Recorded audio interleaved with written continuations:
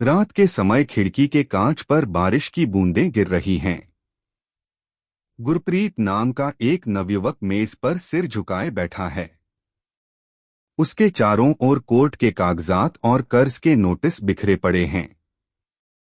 क्या आपने कभी जिंदगी में खुद को ऐसे मोड़ पर पाया है जहां चारों तरफ अंधेरा दिखे? जब झूठे आरोप, आर्थिक नुकसान या लगातार बढ़ती चिंताएं इंसान को तोड़कर रख देती हैं। आज की कहानी एक ऐसे ही इंसान की है जिसने अपनी जिंदगी की सबसे काली रात का सामना किया, लेकिन फिर उसे समझ आया कि जब हम घबराना छोड़कर खुद को उस परमात्मा के चरणों में सौंप देते हैं तो वो सर्वशक्तिमान खुद हमारे बिगड़े काम संवारने आ जाता है। गुरप्रीत अपनी छोटी सी फर्नीचर वर्कशॉप में मेहनत से काम कर रहा है। फिर उसका बिजनेस पार्टनर चुपके से कुछ कागजों पर दस्तखत करवाकर धोखा देता है। इसके बाद गुरप्रीत के घर कोर्ट का समन आता है। गुरप्रीत एक ईमानदार कारीगर था जिसने सालों की कड़ी मेहनत से अपना बिजनेस खड़ा किया था। लेकिन उसकी जिंदगी में भूचाल तब आया जब उसके अपने ही साझेदार पार्टनर ने धोखा देकर उसके खिलाफ अदालत में झूठा केस दर्ज कर दिया और उसकी पूरी मेहनत हड़पने की कोशिश की। गुरप्रीत महीनों तक वकीलों और अदालतों के चक्कर काटता रहा। उसकी रातों की नींद और दिन का चैन छीन गया। डर और गुस्से ने उसे अंदर से खोखला कर दिया था। सुनवाई से ठीक एक रात पहले उसकी बुजुर्ग दादी जी उसके कमरे में आईं। उन्होंने देखा कि उनका पोता कोर्ट के कागजात हाथ में थामे डर से कांप रहा है। दादी जी ने प्रेम से कहा कि पुत्र, तूने अपनी ताकत और अहंकार से सब कुछ सुलझाने की कोशिश कर ली। अब अपना यह बोझ उस अकाल पुरख के चरणों में क्यों नहीं रख देता? गुरप्रीत आंखों में आंसू लिए दादी से कहा, दादी जी, मैं बर्बाद हो गया हूं। कल कोर्ट में आखिरी सुनवाई है और वकील ने भी हाथ खड़े कर दिए हैं। बुराई जीत रही है। दादी जी गुरप्रीत के पास बैठती हैं और गुटका साहिब खोलती हैं।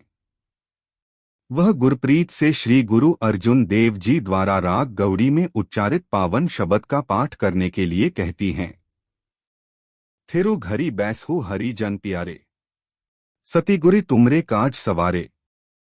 दादी जी ने गुरप्रीत की ओर देखते हुए कहा, भागना दौड़ना बंद कर, अपने मन के घर में स्थिर हो जा, अपना फर्ज निभा, लेकिन अपने दिल से डर को निकाल दे।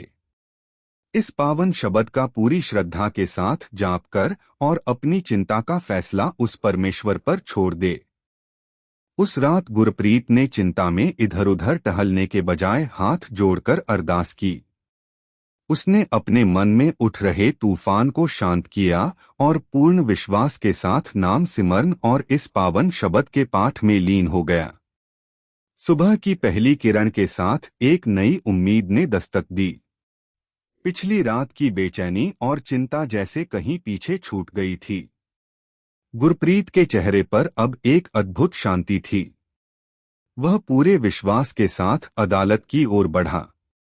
लेकिन उसे क्या पता था कि आज का दिन उसके लिए एक बड़ा मोड़ लेकर आने वाला है।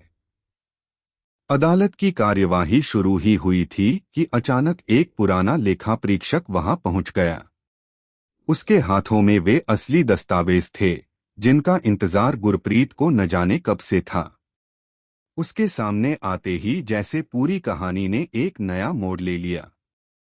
गुरप्रीत ने मन ही मन उस परमेश्वर का शुक्रिया अदा किया जिस पर उसने पिछली रात अपना सब कुछ छोड़ दिया था। क्योंकि गुरु साहिब भी तो इस पावन शब्द में यही समझाते हैं, दुसट दूत परमेसरी मारे जन की पैज रखी करतारे। सुनवाई के दौरान कुछ ऐसा हुआ जिसकी किसी ने कल्पना तक नहीं की थी। जिस धोखेबाज साझेदार के खिलाफ गुरप्रीत लड़ रहा था, उसी के पुराने लेखा परीक्षक को उसकी धोखाधड़ी के पक्के सबूत मिल गए थे। सच सामने लाने के लिए वह खुद अदालत में गवाही देने पहुंच गया। बस फिर क्या था? कुछ ही मिनटों में दस्तावेजों ने वह सच सबके सामने रख दिया जिसे छिपाने की पूरी कोशिश की गई थी। गुरप्रीत की आंखों के सामने उसकी सारी चिंता जैसे धीरे धीरे मिटने लगी और उसे एहसास हुआ कि कभी कभी देर भले हो जाए लेकिन सच अपना रास्ता खुद बना लेता है। जज ने गुरप्रीत के खिलाफ सारे झूठे केस खारिज कर दिए और उसका हक उसे वापस मिल गया। लेकिन केस जीतने से भी बड़ी बात यह थी कि गुरप्रीत को अपने मन की खोई हुई शांति वापस मिल चुकी थी। अगले ही दिन गुरप्रीत गुरुद्वारे में पहुंचा। वह गुरु साहिब के सामने नतमस्तक हुआ और हाथ जोड़कर धन्यवाद की अरदास करने लगा। जिस मुश्किल घड़ी में उसका भरोसा डगमगाने लगा था उसी घड़ी में उसने अपना विश्वास परमात्मा के चरणों में सौंप दिया था। आज उसकी आंखों में सुकून था और दिल में केवल शुक्राना। गुरप्रीत की यह कहानी हमें एक बहुत गहरी सीख देती है। जिंदगी में जब भी कोई कठिन परिस्थिति आए तो यह याद रखिए कि इंसान की ताकत की एक सीमा होती है लेकिन परमात्मा की मेहर की कोई सीमा नहीं होती। जब इंसान अपनी पूरी कोशिश करके बाकी सब कुछ उस परमात्मा पर छोड़ देता है तो कई बार वहां से रास्ता निकलता है जहां हमें कोई रास्ता दिखाई ही नहीं देता। जब संकट के बादल घिर आए तो थिरुघरी बैसहु के महावाक्य को याद रखें, मन को शांत रखें, सत्य के मार्ग पर चलें और अपना परिणाम वाहेगुरु के चरणों में सौंप दें। जो सच्चाई और भक्ति के पथ पर चलता है उसकी पैज स्वयं परमात्मा रखता है। वाहेगुरु जी का खालसा, वाहेगुरु जी की फतेह। वीडियो को लाइक, शेयर और सब्सक्राइब करना न भूलें।